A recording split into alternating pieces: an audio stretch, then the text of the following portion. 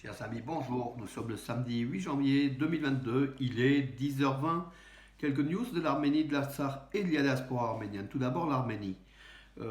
Donc, les forces arméniennes de sécurité, en fait, de chargés de la paix, 100 soldats arméniens à bord de trois avions russes, donc des Ilyushin 76, qui sont arrivés à Yerevan, sont partis pour Almaty, donc pour le Kazakhstan, chargés de défendre les bâtiments publics donc, aux émeutes donc au Kazakhstan, dans le cadre de l'OTSC, donc, dont l'Arménie a la présidence, l'organisation de traité de sécurité collective qui comprend l'Arménie, la Russie, le Bélarus, pas le Kazakhstan.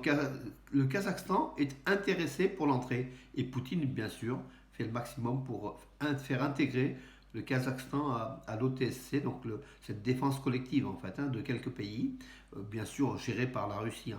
Pachinian avait appelé donc hier Poutine. Loukachenko également, le président du Bélarus, sont les deux États les plus importants de l'OTSCE. Voilà, et l'Arménie a délégué donc 100 soldats. 100 soldats. Alors, il y a eu des critiques, bien sûr, les Arméniens critiquent toujours. Pourquoi envoyer donc au Kazakhstan des soldats arméniens alors que nous, quand on a été agressé par l'Azerbaïdjan, personne n'est intervenu. Pourquoi envoyer au Kazakhstan alors que ce n'est pas un état de guerre, c'est un état interne, de politique interne, avec des dictateurs qui ont aussi assoiffé le peuple aussi. Euh, Ce qu'il faut comprendre, je crois qu'en fait, c'est pas la naïveté, mais le manque d'information. L'Arménie a la présidence de l'OTSC. Elle est obligée de déléguer des troupes malgré cela. Pendant un an, sur l'année 2022, c'est Nicole Pachinian qui est le président du Conseil de sécurité de l'OTSC. C'est une obligation importante qui sont sur ses épaules. Et bien sûr, derrière, il y a Poutine, Loukachenko qui chargent, qui sont là pour. Mais voilà, donc que ce soit négatif ou positif, l'Arménie devait le faire. Ou elle se retire de l'OTC, ou elle reste, elle doit faire ses obligations quand même. Voilà. Par contre, une bonne chose, enfin, moi personnellement, je pense que c'est bien, tout simplement parce que ça déplaît à Ankara. Ahmet Davutoğlu, l'ex-premier ministre d'Erdogan, qui a été viré, depuis il veut fonder un parti pour essayer de renverser Erdogan, mais enfin il n'arrive pas jusqu'à présent. Donc Ahmet Davutoğlu, il se plaint de cela, il dit mais pourquoi le Kazakhstan s'est porté candidat à l'OTSC qui est présidé par l'Arménie. Voilà, donc en fait, il a fait une déclaration sur la chaîne de télévision turque T24. Donc la Turquie est inquiète que le Kazakhstan, qui est dans le périmètre des pays turcophones, de l'ère de ce pantouranisme, le Kazakhstan fait partie donc des amis de la Turquie, puisqu'ils sont d'origine altaïque, voilà, donc comme les Turcs, voilà. Ils ne sont pas contents que le Kazakhstan désire intégrer l'OTC, qui est présidé par l'Arménie. Voilà, L'Arménie dérange Mehmet Davutoğlu. Donc, quand ça dérange la Turquie, l'Arménie, quand elle dérange la Turquie, c'est bon signe. Donc voilà, donc un petit peu une conclusion hâtive. Mais je crois qu'il faut comprendre les enjeux aussi de la situation avant de critiquer à droite à gauche. C'est vrai que les gens, j'ai remarqué sur les réseaux sociaux, ils sont, comment dirais-je, ils sont à cran, ils critiquent sans réflexion, sans profondeur, sans, sans la stratégie géostratégique qui se joue aujourd'hui actuellement au Kazakhstan.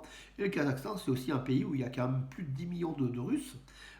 C'est un pays, c'est pratiquement une colonie russe, donc du coup c'est important pour Poutine de récupérer, que rien ne se passe en fait au Kazakhstan. C'est un pays qui est riche en gaz et en pétrole.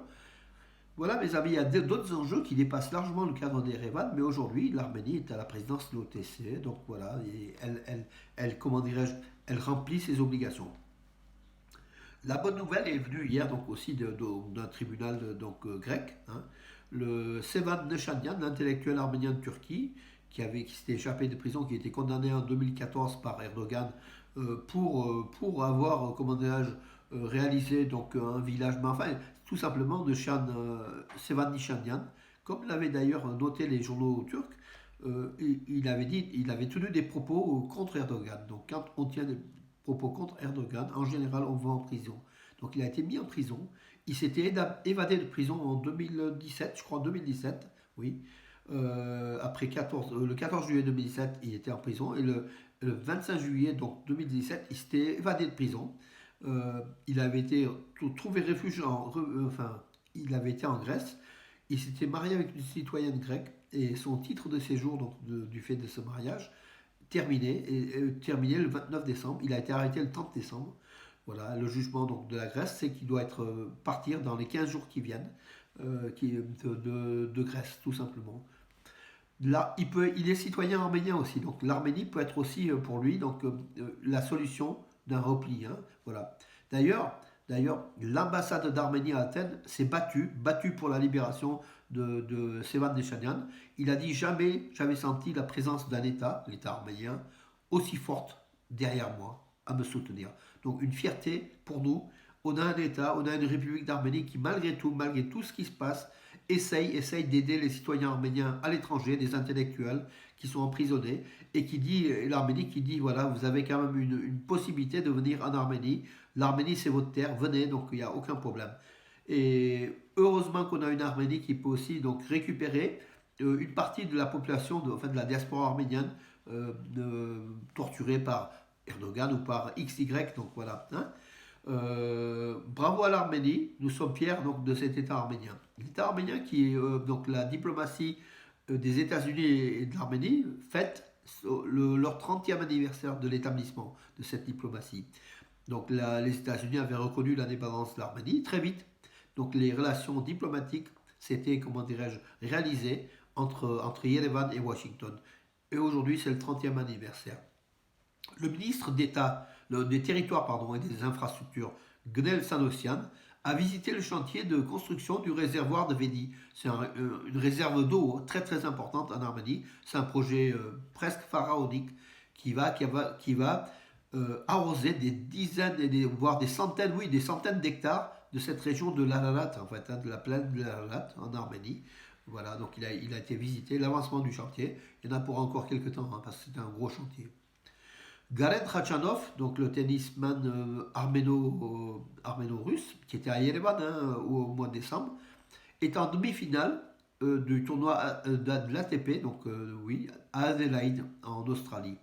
Bien sûr, sous les couleurs de la Russie, Garen Khachanov, donc voilà, il est en demi-finale, ce qui est un très bon parcours. Le village frontalier de Baradis donc au nord-est de l'Arménie, dans la région de Tavouche, va avoir bientôt de l'eau courante. Voilà, l'eau courante. Les travaux sont en cours, mais rapides, financés par le fonds arménien Ayastan Himnatram. Voilà aussi donc de bonnes choses qui se réalisent en Arménie, au village frontalier, et c'est très important. Voilà mes amis, écoutez, j'en ai fait le tour pour aujourd'hui, samedi. Je vous donne rendez-vous à demain, dimanche donc 9, avec une émission Les chrétiens orientaux sur les Arméniens, demain matin à 9h30, et sur Valence, hein, voilà. À demain mes amis.